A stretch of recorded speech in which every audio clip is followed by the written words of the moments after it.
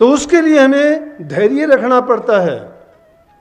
धैर्य जब तक हमारे दिल में नहीं आता, उसके लिए हमें बहुत इंतज़ार करना पड़ता है, उसके लिए बहुत प्रयास करना पड़ता है, उसके लिए हमें बहुत मेहनत करनी पड़ती है।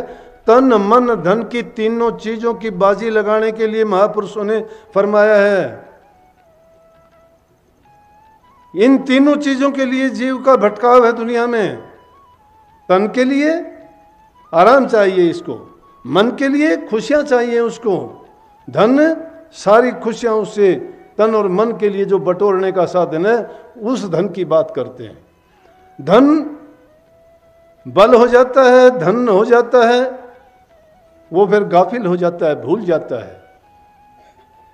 इसीलिए महापुरुषों की शरण में जाने से हमें इन चीज़ों का पता चलता है कि अगर हमारे पास धन है, दान करो, पुण्य करो, किसी गरीब की मदद करो, भूखे गरीब की अगर सहायता मदद करते हो, किसी को खुशी देते हो, तो उसके बदले में आपको खुशी मिलेगी, दुआएं मिलेंगी आपको, वही दुआएं फलीभूत होंगी, वही आपके लिए आशीर्वाद का काम करेंगी, वही बुरे वक्त में आप पर कवच बन के आपकी रक्षा और सुरक्षा भी करेंगी। इसीलिए तो महापुरुषों के पास जाके हम कहते हैं कि हमें आशीर्वाद दो। आशीर्वाद है क्या चीज़?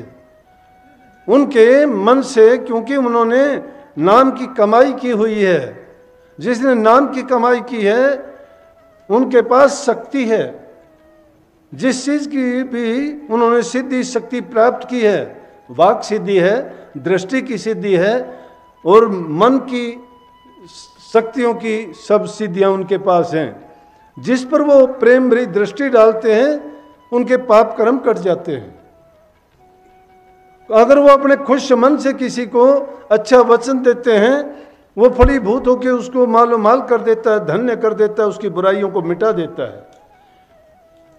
किसी पर अपनी वो मेहर भरी दृष्टि डाल देते हैं तो उसको मैं कहता हूँ सारे सब प्रकार की जितने भी रोग, जितने भी उसकी समस्याएं परेशानियां हैं वो दूर हो जाती हैं। लेकिन उसके लिए लेने वाले के दिल में सच्चाई होनी चाहिए, विश्वास होना चाहिए, श्रद्धा दृढ़ होनी चाहिए। जब तक हमारी पात्र हमारे पास पूरा नहीं है, फटा हुआ है, जिसमें छेद हैं, जिसकी झोली में छेद हैं, उसमें कितना भी डाल दिया जाए वो कुछ लेके नहीं आता, वो रिस जाता है, खत्म हो जाता है, निकल जाता है। जिसका पात्र मजबूत है, पात्र की मजबूतता श्रद्धा से होती है, प्रेम से होती है। भक्ति आदमी को दृढ़ता और संकल्प की सिद्धि देती है। संकल्प आता किस चीज से? सुमन से है।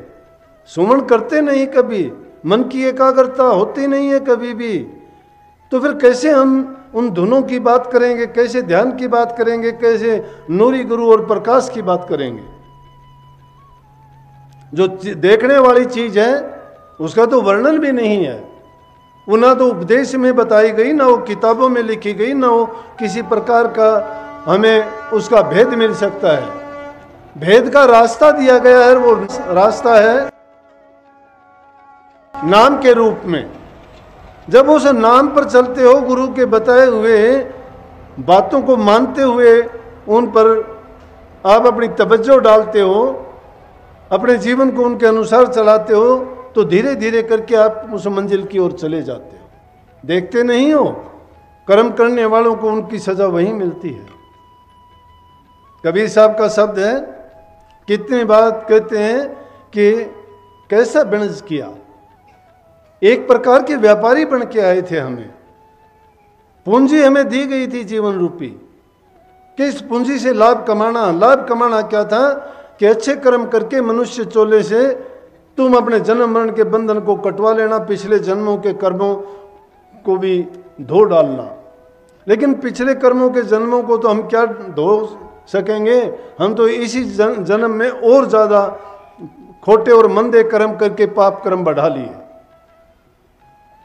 लेकिन वो उन्होंने क्या कहा कि बोधि गुण, बोधि नाव है ये, और उसमें भर भी लोहा लिया हमने।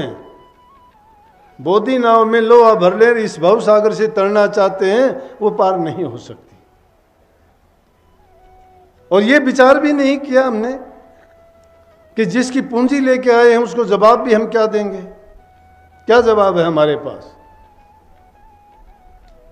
हम तो दूसरे जीवों को सताने में लगे हुए हैं, किसी को मन से, किसी को वचन से, किसी को कर्म से।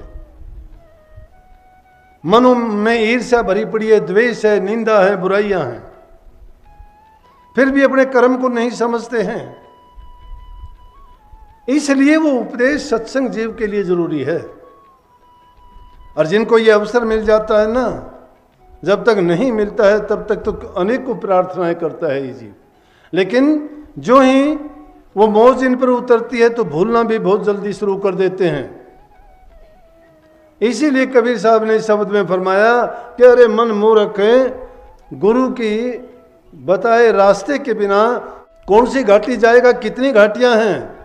घाटी कहते हैं जिस रास्ते से टपना, निकलना। ये संसार जेड़ है और उस जेड़ में ये जीव रुके हुए हैं, और उसमें निकलने के लिए कहते तुम गुरु के बताए बिना कौन सी घाटी से निकलेगा? जिस घाटी से निकलेगा आगे वही कर्म का फंदा है, फिर वापस इसी में आके गिर जाएगा, पार नहीं जा सकता, निकल नहीं सकता इस जेड़ से। लेकिन गुरु की अगर ज्ञान ले लेगा, गुरु के बताए मार्ग पर चलेगा तो इस घाटी से निकल जाएगा। तेरा पिछला लेखा भी पूरा हो जाएगा, इस जन्म का भी पूरा लाभ मिलेगा, छूट जाएगा इस काल जाल से। लेकिन कैसे छूट जाएगा? बिना करनी के। हम तो दूसरी बातों में फंस जाते हैं। ना हमने भक्ति करी, ना कोई हमने दान पुण्य किया, ना कोई परोपकार कमाया, ना कभी सदमार्ग पर चले। जितना हो सका अंधे हो गए, कहीं पद में, कहीं धन में, कहीं ऊंची जाति में। इन चीजों में फंस के हमने खो लिया अपने इस जीवन को। ये नहीं सोचा कि जो चीजें आज मेरे पास है कल को नहीं रहेंगी, ये चीज यही छोड़ के जाऊंगा, इनको कौन भोगेगा? जिसके लिखे हैं वो भोगेगा। उन चीजों को एकत्रित करने में कितने पाप कर्म किए, कितने जीव दुखाए, कितनी मेहनत लगा की हमने, लेकिन आखिर वो काम क्या है? ये हमारे लिए हमने कुछ नहीं किया। हमारे लिए वो कर्म काम आएगा जो हम गुरु की शरण में जाके, जो गुरु ने उपदेश किया है, जो नाम रूपी दौलत हमें बख्शी है, उसका व्यापार बढ़ाएंगे, उसका दिन दूना और चौगुना करेंगे। उसकी कमाई जब तक नहीं करते हैं तब तक समझो कि हम तो कंगाल होते जा रहे हैं। और ये मिट्टी ये इकट्ठी करके जिसका ढेर लगा के जाओगे, जिसमें कितने उदाहरण देखोगे, रावण जैसे गए, सिकंदर जैसे गए, कितनी कितनी दौलत, वो कितने बादशाहों ने कितने पाप किए, कितने जुल्म किए, कितने लोगों को उन्होंने इस दौलत के लिए, जमीन के टुकड़े के लिए, अपनी मान इस इज्जत के लिए कितने पाप किए, कितने जुल्म किए, कितने जीवों को उन्होंने दुख दिए। लेकिन साथ क्या गया? बुराइयां लेके गई। ऐसी ऐसी बुराइयां, वो बुराइयां आज तक नहीं छूटती हैं। उनके जाने के बाद भी वो खुद नहीं भोगते, लेकिन उनकी प्रतिमाएं, उनका रूप बना के उनको करते हैं। और गुरु भक्ति है क्या? गुरु भक्ति दृढ़ संकल्प है। ये जरूरी नहीं है कि तुम रोजाना गुरु के दरबार की ओर भागो या उनके पास जाओ। अगर तुम्हें रास्ता दे दिया गया है, सच्चे मन से भक्ति करना चाहते हो, घर बैठ के कर सकते हो। ये किसी की शिकायत नहीं होनी चाहिए, मुझे आने नहीं देते, मुझे रोकते हैं। कोई किसी को रोकता नहीं है अच्छा काम करते हुए। या तो हम दिखावा ज्यादा करते हैं। अरे भक्ति को दिखाने की चीज थोड़ी है, वो अपने मन से करने की है, प्रचार करने की बात ही नहीं है। जिन्होंने भी भक्ति की वो उन्होंने तो गुप्त रखने की कोशिश की, प्रकट ही नहीं की। आज तक किसी संत का मैंने कोई बयान नहीं देखा किसी ने ये कहा हो कि मैं परमात्मा हूँ, किसी ने कहा हो कि आओ मैं तुम्हें तार दूंगा, किसी ने ये कहा हो कि आओ मैं तुम्हारे पापों से निवृत्ति दिला दूंगा। संत तो कहते हैं हम तो दासों के दास हैं, कभी कहा ही नहीं।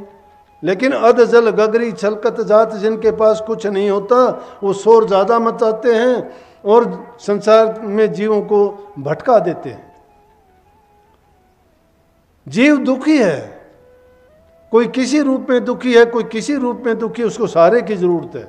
वो सहारा ढूंढते हुए किसको गुरुओं के पास जाता है, धर्म आचार्यों के पास जाता है, उनको महापुरुष मानता है, परमात्मा का दर्जा देता है कि यहाँ मेरी शंका का समाधान होगा, यहाँ मेरी समस्याओं का हल होगा, यहाँ मेरे कष्टों का निवारण होगा, यहाँ मुझे दुखों से निवृत्ति मिलेगी। लेकिन वहाँ जाके जब देखता है तो उसके कष्ट और दुख छूटने तो क्या और ज़्यादा उसको लग जाते हैं, और ज़्यादा भ्रम में बांध देते हैं। आया था, हम संसार में क्यों आए थे? अपने कर्मों को काटने के लिए आए थे, भोग के पूरे करने थे वो। लेकिन आए थे हम भोगने, भोगों ने हमको भोग लिया। उल्टा काम हो गया यहां तो, कि हम आए थे भोगने के लिए, लेकिन भोगों ने हमें ही भोग लिया, और ज्यादा भोग पदार्थ हमें मिल गए। इंद्रिय भोग के लिए, मन की खुशी के लिए, तन के आनंद के लिए हमने नए नए कर्म करके और ज्यादा पाप कर्म किए, और जिस मार्ग से, जिस काम के करने से हमें सुख, शांति, समृद्धि, खुशहाली मिलनी थी, उसकी ओर से हम उदासीन हो गए। वो कहां से मिलनी थी? जब भक्ति रूपी ताकत किसी को मिल जाती है, ये दौलत मिल जाती है, तो संसार के पदार्थों की तरफ से उसको उपरामता शुरू हो जाती है। वो उनको महत्व नहीं देता है कि वो क्या मायने रखते हैं। उनके लिए तो वैसी मिट्टी वैसी दौलत। क्योंकि जिसने सत्य को पा लिया है वो देखता है संसार की चीजें मिथ्या हैं। मिथ्या वो चीजें होती हैं जो इंसान का साथ नहीं देती। एक भी चीज हमने जो प्राप्त की है, एकत्रित की है, जिनके लिए अपना पूरा जीवन हमने लगाया, कष्ट भोगे, अगर कुछ साथ जाता हो तो बताओ, एक दमड़ी किसी के साथ नहीं जाती, लंगोटी भी नहीं छोड़ते, वो भी तन से उतार ली जाती है। जब हमारे साथ कुछ जाने वाली चीज ही नहीं है, फिर उनके लिए हम क्यों खपते मरते हैं रात दिन? और जो साथ जाने वाली चीज है उसकी तरफ से क्यों हम भागते हैं? ये चीज आजमा के देखो। जब भक्ति करोगे उसमें कोई आपसे बंटवा नहीं सकता, कोई ले नहीं सकता, कोई छीन नहीं सकता। इसीलिए संतों ने सीधा उपदेश किया, और जो सच्चाई के साथ उस रास्ते पर चला उसको मिला। गुरु मन में होता है। आके काफी कहते हैं बहुत दिन में, कभी कोई 2 साल में आया, कोई 5 साल में आया, कोई 10 साल में आया, और आके कहता है मुझे पहचाना। मैं आपको पहचानूं या ना पहचानूं, आप मुझे पहचानते हैं नहीं पहचानते, आप पहचानो। मुझे जरूरत नहीं पहचानने की, आप पहचानो। जब आप पहचान जाओगे तो आपको ये बात पूछने की जरूरत नहीं पड़ेगी मुझे पहचाना या नहीं पहचाना। गुरु को क्या जरूरत है आपको पहचाने? आप गुरु को पहचानो। आप अगर गुरु को पहचान जाओगे तो अपने आप को पहचान जाओगे।